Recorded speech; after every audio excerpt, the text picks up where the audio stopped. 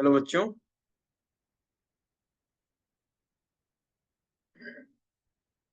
आज एक topic cover करेंगे, छोटा सा टॉपिक।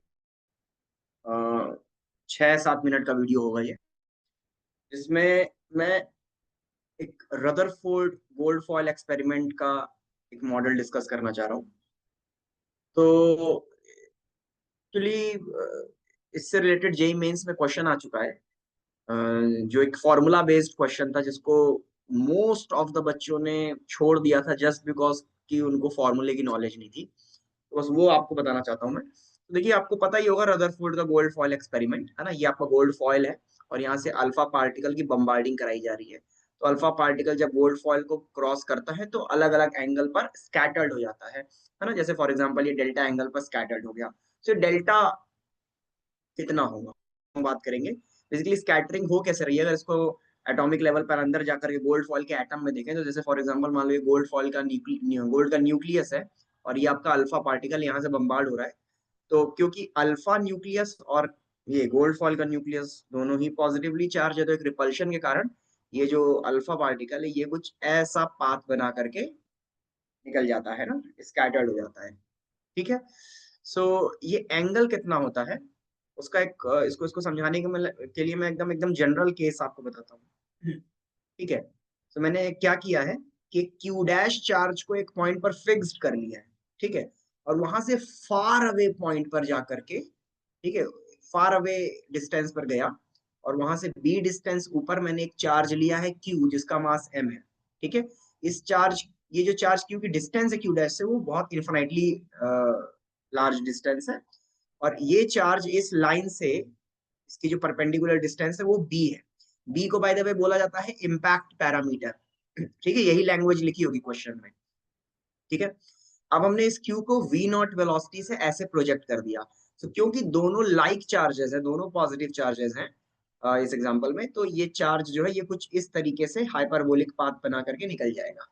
ऐसे रिपल्शन होगा और ये ऐसे हाइपरबोलिक पाथ फॉलो करेगा। ठीक है, निकल जाएगा। तो आफ्टर ट्रैवलिंग लार्ज डिस्टेंस, ये जो हाइपरबोला जो है ये जिस एजिम्प्टोड पर ये टेंजेंट होगा, वो एजिम्प्टोड देखो मैंने बनाया हुआ है, ये डेल्टा। ये डेल्टा कहलाएगा इस क्यू का स्कैटरिंग एंगल। किस एंगल पर ये डेविएटिंग एंगल, डेविएशन कितने एंगल से हो रहा है ना, इस एंगल से डेविएट हो गया। जा हॉरिजॉन्टल ऐसे रहा था और जाने ऐसे लगा, तो कितने एंगल का डेविएशन आया, डेल्टा का। तो इसका एक फॉर्मूला है, इसका अपन प्रूफ नहीं देखेंगे, जरूरत नहीं है। टेन डेल्टा बाई टू, ठीक है, टेन डेल्टा बाई टू के q q dash upon m v naught square into b. यहाँ पर एम इसी का मास है, ठीक है, क्यू इसका चार्ज है, क्यू डैश है ये फिक्स, और ये जो के है ये वही अपना इलेक्ट्रोस्टैट वाला 1/4 पाई एप्सिलॉन नॉट है। B is the impact parameter.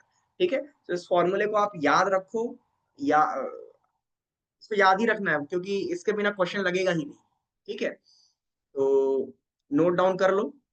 मैं स्क्रीन चेंज कर रहा हूँ, मैं स्लाइड चेंज कर रहा हूँ, आपको एक क्वेश्चन दिखाता हूँ, पहले उस क्वेश्चन को ट्राई करना वीडियो को पॉज करके, ठीक है, उसके बाद सोल्यूशन देखना। सिर्फ इस फॉर्मूले का एप्लीकेशन है उस क्वेश्चन में और कुछ नहीं है। जेईई मेंस का क्वेश्चन है, देखो चेंज कर रहा हूँ स्लाइड, देखो 2022 का क्वेश्चन है, root d one and root d two are the impact parameters corresponding to scattering angle 60 degree 90 degree respectively. तो 60 डिग्री 90 डिग्री बेसिकली डेल्टा हो गया, ठीक है ना, स्कैटरिंग एंगल हो गया। So when an alpha particle is approaching a gold nucleus, so for d1 equal to x d2, the value of x निकालना है। ठीक है। तो आपको इम्पैक्ट पैरामीटर और ये दो एंगल दिया हुआ है, तो हमको d1 d2 को रिलेट करके x की वैल्यू पूछ रहा है। ठीक है। ट्राई करो, फॉर्मूले का एप्लीकेशन है और कुछ नहीं है। ठीक है। स्क्रीन वीडियो पॉज कर लो। चलिए अब मैं इसका सोल्यूशन दिखाता हूँ, स्क्रीन स्लाइड चेंज करने जा रहा हूँ, देखिए ध्यान से। सो इस क्वेश्चन में एक ही अल्फा पार्टिकल है, उसको दो मतलब उसको दो अलग अलग इम्पैक्ट पैरामीटर से हम लोगों ने थ्रो किया है। तो देखो ना, इसमें के क्यू क्यू डैश और एम वी नॉट स्क्वायर ये सब कांस्टेंट है। तो सिर्फ क्या है, टेन डेल्टा बाई टू और बी, इसका इनवर्स रिलेशन से ही काम हो जाएगा। So since they are inversely related, तो इनका रेशियो अगर हम लेंगे तो इनवर्स रेशियो आएगा। सो पहला एंगल है 60 डिग्री, तो tan 60 by two upon tan 90 by two is equal to under root d two by root d one, है ना, इनवर्स रेशियो। तो tan 60 by two tan 30 which is one by root three, और नीचे 90 by to 45, 10 45 1 होता है तो 1/√3 आ गया। इधर √d2/√d1 squaring both the side, तो ये आपको मिल जाएगा क्रॉस मल्टीप्लाई करके d1 is equal to 3d2, तो x की वैल्यू 3 आ गई। ठीक है, इतना सिंपल क्वेश्चन था और इस क्वेश्चन को मोस्ट ऑफ द बच्चों ने छोड़ा ही है, मैक्सिमम बच्चों ने छोड़ ही दिया था।